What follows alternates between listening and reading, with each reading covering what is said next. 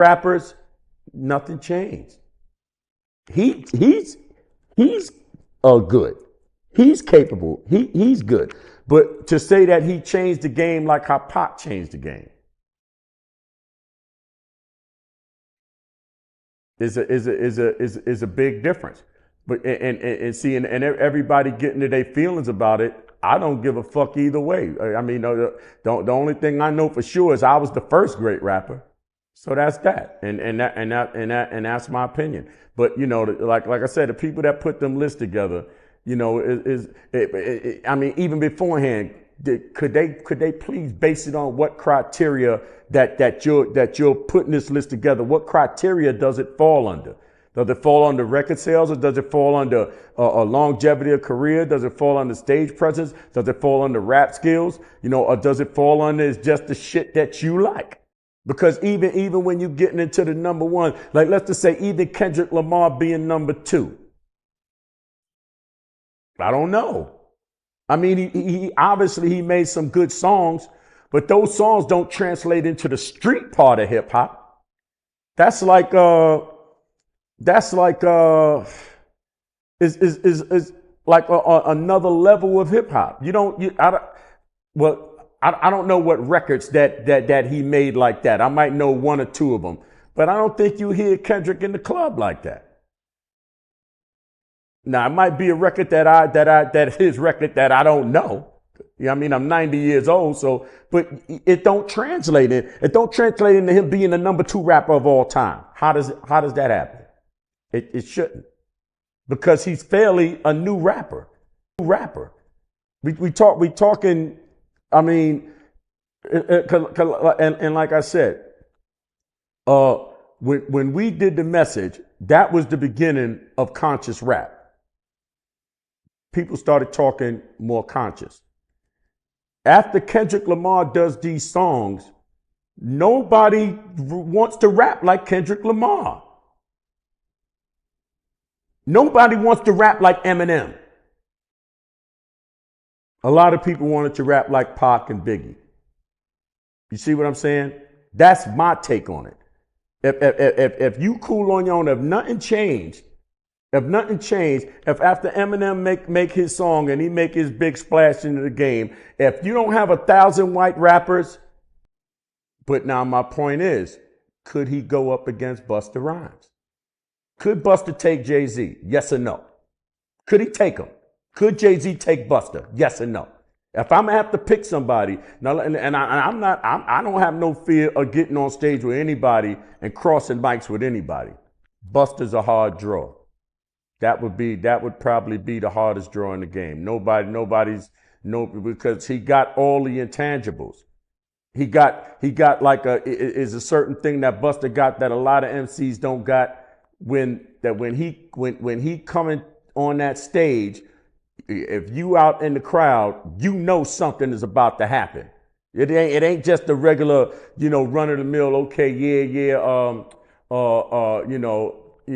I can't wait for him to do so and so song. You know it's about to happen. It's that magnetism he got. It's like a different level that all MCs don't have that he got.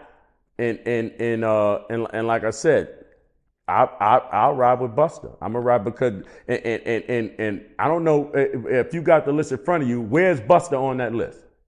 Let me look it up right now. Let me see. But that's an interesting take, though. So you feel like Busta Rhymes is better than Jay-Z?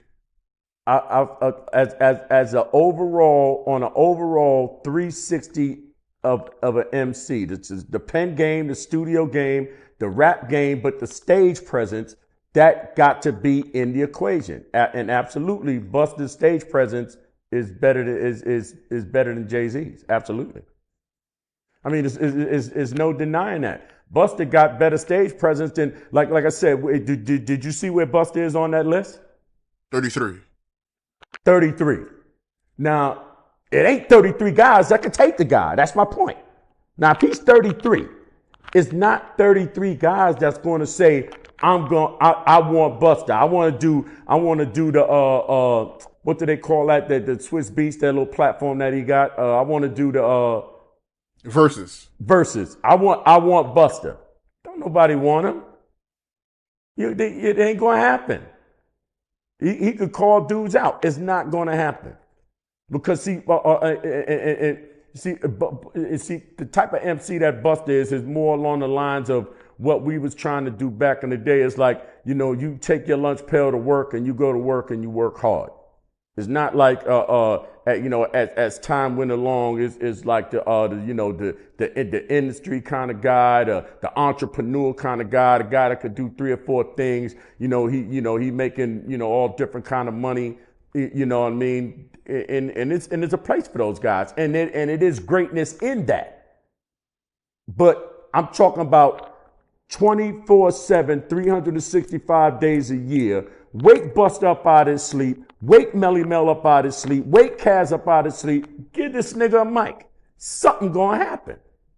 That's my opinion of MCing. And I'm gonna reiterate, and my opinion should count more than the guy from the Vibe. Cause there's no way that Busta Rhymes is 33 and the greatest rapper of all time when who's gonna rap with the guy? What you think about Eminem being at number 5 on the Billboard Top 50 Rappers of All Time list? Obviously, he's a capable rapper. If you was talking about sales, he sold more than everybody. If you're talking about rhyme style, okay, he got a rhyme style. But he's white. He's white. So now if Eminem was just another nigga like all the rest of us, would he be top 5 on that list when a nigga that can rhyme just as good as him is 35? That had records and all that. He's 35. He's white. I heard one of the dudes that's down with him, Royce the 6'9", I heard he's just as good as Eminem. Why ain't he as big as Eminem? Because he black. Ain't none of that shit hard to figure out. Eminem gets a top spot because he's white. So now you could be, anybody could be as mad as they could feel how they want to feel. If you don't think that race plays a part in the equation of how great he is. I heard one of the dudes that's down with him, Royce the 6'9", I heard he's just as good as Eminem. Why ain't he as big as Eminem? Because he black. Ain't none of that shit hard to figure out. Eminem gets a top spot because he's white. I feel Tupac is a great, his imprint on the game is greater than Jay-Z. Jay-Z is a better rapper than Tupac, though. Just saying, it's the same thing I feel about Biggie. Biggie's a better rapper than Tupac. Jay-Z is a better rapper than Tupac. Tupac, his imprint in the game, because things change. All that thug life shit, it came from him. Like I said, if you change the landscape, that's greatness. In Jay-Z's position, it's harder to change the landscape because he's a $1 billion dude. You're not gonna have a billion dollar dudes. You're not gonna have 1,000 billion dollar dudes coming behind Jay-Z. But you did have 100 guys that wanted to be like Tupac coming behind Tupac. So that's what I'm saying. The greatness is in how he changed the game. Tupac. What Tupac did had more to do with changing the culture than what Jay-Z or Biggie did. Right or wrong? Absolutely. They changed the culture more because people. Running it down on these niggas. Sex, drugs, money, and murder, my nigga. You know how we did it, my nigga. Still be painting them bitches, my nigga. Ripping that roll and fucking your bitches. Sex, drugs, money, and murder. Sex, drugs, money, and murder. Sex, drugs, money, and murder. Sex, drugs, money, and murder. Niggas, they never gon' hurt you. Niggas, they never will hurt you. Sex, drugs, money, and murder. Sex, drugs, money, and murder. Got the trap spot, understand how to get that. Ran down on them niggas with a flip back. You ain't never seen none of nigga live like that. I was still getting stacks back. Had to fuck around getting them packs back. Niggas. So, ladies and gentlemen, it's your boy Bulletz Gotti. Before we start this video, I want y'all to do is smash that like button,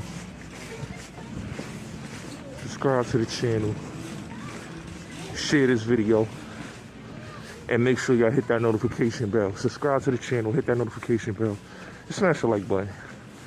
It's your boy Bulletz Gotti. It's the Bulletz Gotti Show. Salute. What's up, ladies and gentlemen? It's your boy Bulletz Gotti. This video right here is basically to speak about the Melle Mel interview that I seen on Art of Dialogue. Big Gip was a great one, but the Melle Mel joint is a greater piece, and I'm gonna tell you why. Um, Everything that Mel said in the video, right, and this is the 50 years of hip hop, right, was absolutely facts when it comes to Biggie, Kendrick, Eminem, Jayz. And Lil Wayne. I had a conversation about this, and people's like, "Why you calling them overrated?" Well, Biggie, I'm gonna keep it real. I don't think Biggie's overrated. I think Biggie solidified his greatness, and he had one, in my opinion, he had one classic album, which is Life After Death, right? I don't think he had the same impact as Tupac, but I think he had the impact of a lot of rappers, whether it was the Jada Kisses and others, was inspired to be like Big, like flow wise, right? But I think a lot of rappers aspire to be more like Nas, because a lot of the rappers, if you be specific, a lot of rappers in that era was Nas babies. I'm not gonna lie. The Maces, the Jadas, a lot of them cats was Nas babies. Big slowed the flow down around like 9-4, because he had a more of a high pitch voice, more deeper, super deeper high voice, and he slowed the flow down going in 94, 95. But when you first listened to Big, he didn't have the slow flow. You know, he had more of a G-Rap flow. You know, more of a Scarface type of flow. You know, he had that type of flow, right? But if you really look at it, in my opinion, I always say Nas and Pac inspired the culture. And a lot what Melle Mel was saying was facts. Like when it comes to Eminem, like Eminem being on the list as a top 5 rapper, he's dope. He's dope for what he did as an artist, for being a white boy that was super lyrical and that could go toe to toe with the best of them. But as far as like a top 5 rapper, no, I don't think Em is a top 5 rapper. I don't think he's. I think you could say he's a top 5 lyricist, but like a top 5 rapper, no, I don't think he's top 5. And I agree with Melo on that.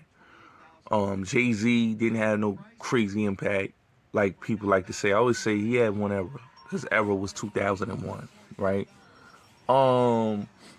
And when I watch videos that Big Gip and Mel, shout out to all the dialogue for that content, because it's like we have to be truthful about these artists, you know, and the influence and the rappers that they inspired. When you really look at Eminem, how many rappers wanted to be like M? Let's keep it real. How many rappers wanted to be like Jay-Z? There's not that many Jay-Z's out here. But everybody else wanted to be like a Tupac. Everybody else wanted to be like, you could say a Big, but you could also say a lot of rappers wanted to be like a Nas. Because you got a lot of Nas babies out here. You know what I'm saying? You listen to every favorite rapper, who they say their favorite rapper was. Pac or either Nas. Big comes in the conversation, you know, but Big, in my opinion, like Mel said, man, didn't have the influence of a Tupac. Just being honest. Like Tupac set the tone when it comes to like rappers wearing tattoos and the whole fashion statement he set with the bandanas and all of that. Just everything that he set, the whole, you know, high class fashion to streetwear fashion. You know, it's just everything that he set the tone. He set the tone, the Hennessy and all that. He just set the tone. Only him and Nas are like the two biggest rappers that was like the spokesman for Hennessy and not even had a endorsement deal by Hennessy, right?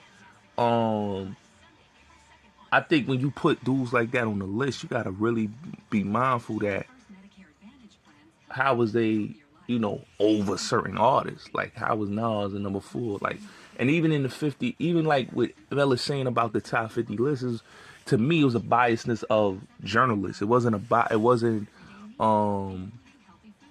hip hop purists or people that love the culture that wrote these lists, because how is Jay-Z number 1? What legendary thing that Jay-Z did in the culture? What can you say that he is? How can he be over a Nas? How he can be over Tupac? How can he be over a Rakim? How can he be over a lot of artists?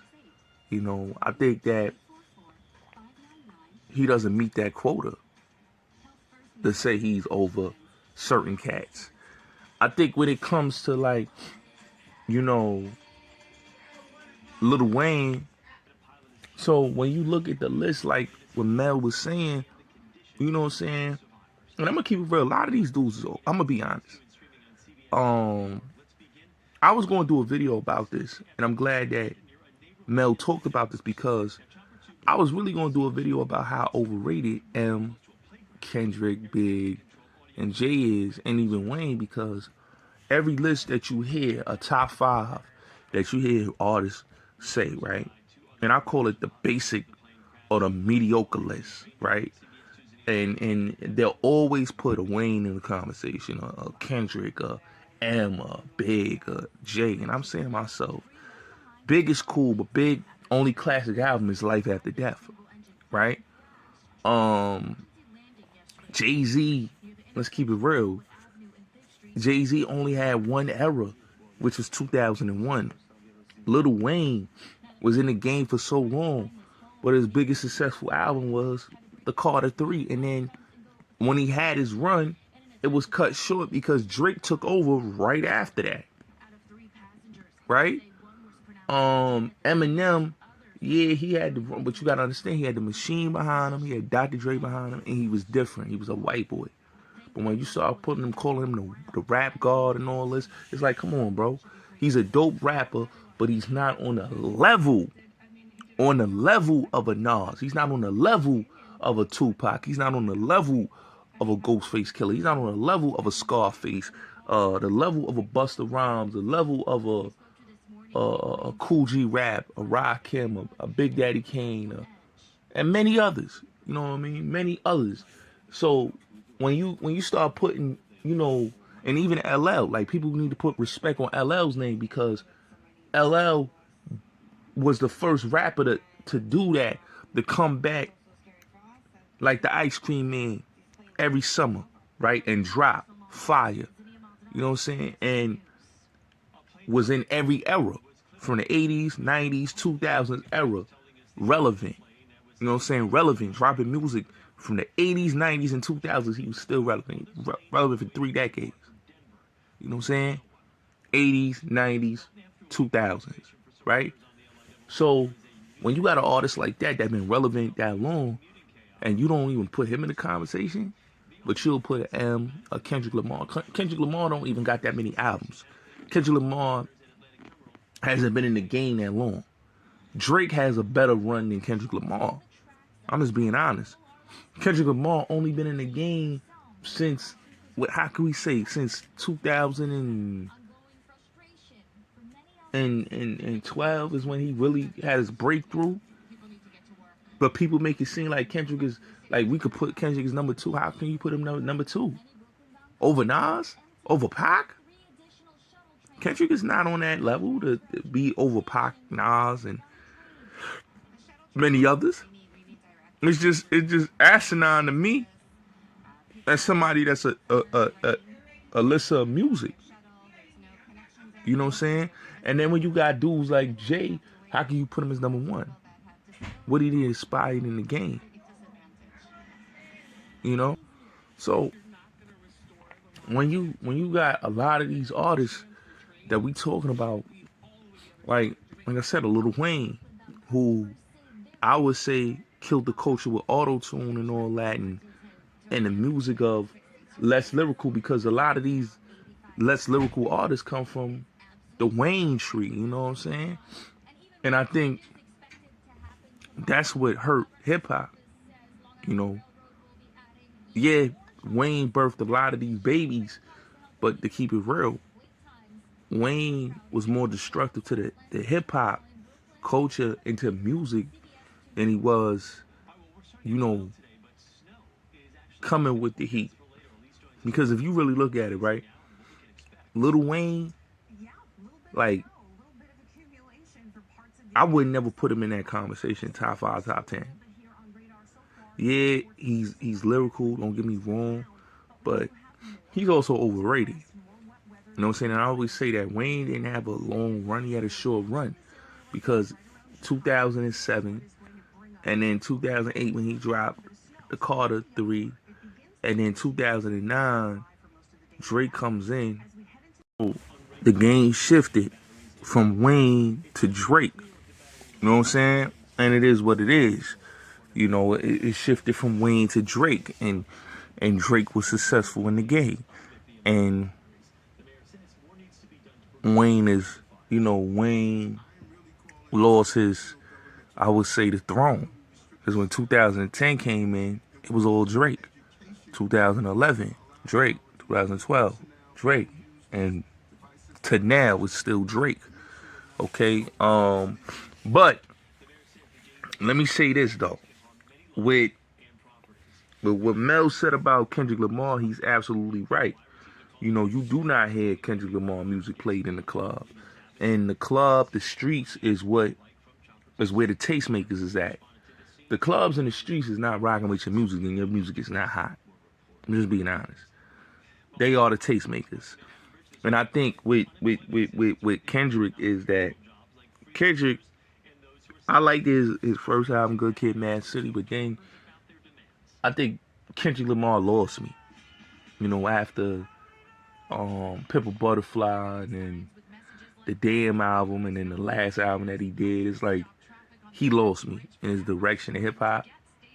And it's like with Kendrick, like a lot of people, you know, in my opinion, I think he's overrated. I think when you keep putting him in the conversation and trying to push him in legendary status, it's like, hold up, bro. You only got 4 studio albums. You don't drop like that. So why is we putting him in a legendary category? Yes, he got verses out there. Yes, he did the Black Panther soundtrack and all that. But you only have 4 studio albums. And then you got the soundtrack for Black Panther, but that's not your studio album. You have 4 studio albums. You know? And it's nothing, I would say that, in my opinion, that you could put him up there against a Pac, a Nas, even a Biggie. You know, you can't put him in that conversation. Like, in my opinion, I don't think, like I say this, Big is not overrated. It's just Big is just, they put him in the conversation too much when he didn't have the work ethic and he didn't have that much body of work. Big only had 2 albums, and he had 1 classic album, which is Life After Death. I'll give him that. Life After Death is his classic. That's my favorite album by Big. Okay, Ready to Die was subpar compared to Life After Death. I'm just being honest. Okay, but when you have only 2 albums on your catalog, and Big didn't get to get his feet wet and drop more music like a Tupac, because Tupac had albums. Tupac had Tupacalypse, Strictly for My Niggas, Me Against the World, All Eyes on Me, and the Don Illuminati album, 7 Day Theory. So that's 5 albums. Pac had 5 albums. 5 albums. 5 studio albums. You know what I'm saying? That's somebody that had a work ethic. Big just didn't have that. He didn't have a work ethic. So that's why Pac will always be over Big. Because Big just didn't have the same work ethic as Pac. Yeah, Big had music out there. Yeah, he got unreleased joints. But he don't have the unreleased shit that Pac got. Pac got joints that's till this day is still crazy. It still go crazy. Till this day it still has a what you say, it still set the tone. You know what I'm saying? The catchphrases that Pac was coming with. You know, if you really look at Ready to Die, right? You when people say, "Oh, that was the album that brought the East Coast back," no, Ready to Die wasn't an East Coast sounding album. Illmatic was. Illmatic was the album for the East Coast. Illmatic was the album that set the tone for New York City. Illmatic was better than Ready to Die. The only thing that Ready to Die had over and what made Ready to Die go platinum was One More Chance remix, because it had a DeBarge sample, Rashid Smith, and I think Tone and Polk is even was even involved in that beat, right? Even involved in producing that with Rashid Smith, and I think it was Polk or Tone. One of the two was involved in that, and they gave him a classic right there, because you had Mary J. Blige on the background vocals, you got Faith on the background vocals, you got Keisha from Total on the background vocals, and then you got a young Aaliyah on the uncredited on the background vocals also. So you got three legendary female artists on there, and Aaliyah, Mary, and Faith, right? That's on the background vocals of that record, right? And the record went platinum. It was, and it helped the album go platinum. I think it went over platinum, if I'm not mistaken. And it made the album go platinum, because Ready to Die before then, Ready to Die was gold status. It wasn't platinum status until he dropped the remix for One More Chance, which was playing all through that 95 summer. That 1995 summer, that record went crazy. It was the record, I would say, that helped Big solidify himself. You know what I'm saying? That solidified himself on the charts. You know, that was his walkout. That was that I would say, the walk out the park. Juicy didn't help the album. You know, Big Pop-Up didn't help the album, even though those are big tunes too. But One More Chance helped the album because the DeBarge sample. You know, you can't go wrong with a DeBarge sample. Any DeBarge sample. I don't care if it's Throw Some D's on It by Switch and Bobby DeBarge. I don't care if it's, you know, any sample, right, that has a DeBarge sample in it is going to be huge, okay? That's why when Big L had the beat, and Big L, everybody, you hear the story, Big L had the record first on MVP. You know what I'm saying? Puff and them, they took the beat from Big L, right? They get the record, they go and they stopped playing that record on the radio, because Big L had the buzz and that record was going crazy on the radio and getting spins. They snatched it off of radio. They snatched the MVP remix off of radio. They put One More Chance remix on the radio, and that record went out the park. But like I said, and this is real facts, like I said, when you really look at this whole thing, this whole case scenario, right? You really look at the legendary shit that's been involved in this, right? Big is a legend. Don't get me wrong. I love Big. But Big is not, and I repeat, Big did not go crazy until he did that record One More Chance remix, and that's what solidified his legacy. You know what I'm saying? So at the end of the day, that's why I agree with Mel when he said that Pac had more of an impact and star power than Big. You know what I'm saying? Out the gate, Pac did numbers. So like Mel said, it's all about the legendary star power. Pac had legendary star power. You know, Me Against the World was the #1 album with Pac in prison. You know what I'm saying? And Pac was right. The nigga Big needed half of New York on his album. You know, and he needed that One More Chance record to go platinum. Pac wasn't lying when he said that about Ready to Die. You know, Big didn't feel like real success until he dropped the second album. The second album is what gave him the massive success. Because you gotta look, Life After Death was like a movie. You know what I'm saying? When you got R. Kelly on there, Bone Thugs and Harmony, his wife is on there, Faith, You got Lil Kim on there. You got The Lox, Mace, you know, you got RZA on the beat, Havoc producing. You know what I'm saying? You got mad people producing. KG from Naughty by Nature. You got so many people, Stevie J, D. Angeletti, Nasheem, all the dudes you got producing on that album, right? DMC is even on the album. You know what I'm saying? Bone Thugs and Harmony even on the album. So that just shows you how legendary that album was. It was a movie. It was a movie.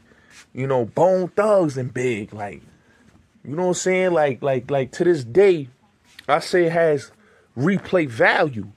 You know what I'm saying? Because the way they put that album together was so magnificent. You know what I'm saying? And like I said, with Ready to Die, it was just an album of a young artist coming in the game. And it just was, how you say, was dated. It had that early 90s feel to it. It had like a West Coast sound to it. It didn't have like an East Coast sound to it. So it really wasn't, it was inspired by, you know, Dr. Dre, Scarface, Tupac. It wasn't really inspired by, you know, East Coast at all. Whereas you could say a Nas and even the Wu, you know, but Nas, I would say his album was the definition of an East Coast album, you know, with Illmatic. That was the definition of it. Only thing that Nas, he just didn't have that big hit outbreaking single on that album. Like he had with the second album, like what he had with Lauren. You know what I'm saying? If he'd have had like a One More Chance, Nas probably would have went platinum before Big. But because he didn't have the One More Chance that Biggie had on Life on Ready to Die, the album just went gold, you know. But Nas' album was 10 times a New York City album than Ready to Die was. You know what I'm saying? And that's why I could agree with Mel what he was saying. So, you know, and Melle Mel not coming off as a hater. People say the truth is hate. It's not hate. It's the truth. You know what I'm saying? When it comes to this music shit, it's the truth. You know, Pac just had a bigger, you know, reach. And then, you know, even with him bringing Busta Rhymes in the conversation, people sleep on Busta Rhymes. Busta Rhymes had a hell of a career in the game. You know what I'm saying? I always say he has like the LL Cool J run, because if you look at Busta came in 89, right? And from Leaders in the New School to even to his solo career, Busta's still been that dude. Say what you want, he got hits, he's still been that dude. You know what I'm saying? He's had commercial success, he's had movie success, he's had a whole lot of success, right? And he's still that dude to this day, right? I don't think there's another artist like a Busta Rhymes. You know, it's not that many artists you could say that has done what Busta Rhymes has done. You know, not at all. You know, I don't care who you say, and when it comes to like stage, when it comes to stage presence, he's that dude. He know how to rock that crowd. You know what I'm saying? He know how to rock that mic. You know, it's just the energy is always up with Busta. High energy. You know, so I agree with Mel on that when it comes to Busta Rhymes, is that Busta always had high energy. You know, it's never been a rapper I've seen that came in the game from being in the native tongue movement to then being in the whole, you know, the whole, what you call a gangster rap era of hip hop, to even to now, he's still relevant. You know, Busta Rhymes showed everybody that he could stand the test of times with the best of them. You know what I'm saying? And he's been around everybody. So that's why I always say, yo, Busta one of the illest to ever do it. You know, and he don't get his credit. He don't get his flowers. And I think he is better than Jay, because, you know, it was a point, Busta was in that conversation. You know what I'm saying? In that era. A lot of dudes don't want to say Busta, but Busta was in that conversation. You know what I'm saying? Because Busta had the biggest records in that 90s era. So it is what it is, you know, so salute. This video, please make sure that you like, share, subscribe, and hit the notification bell. Make sure we get into the algorithm. Like, share, and subscribe if you like this video, and hit the notification bell. It's your boy, Bulletz Gotti Show, 2 Clean.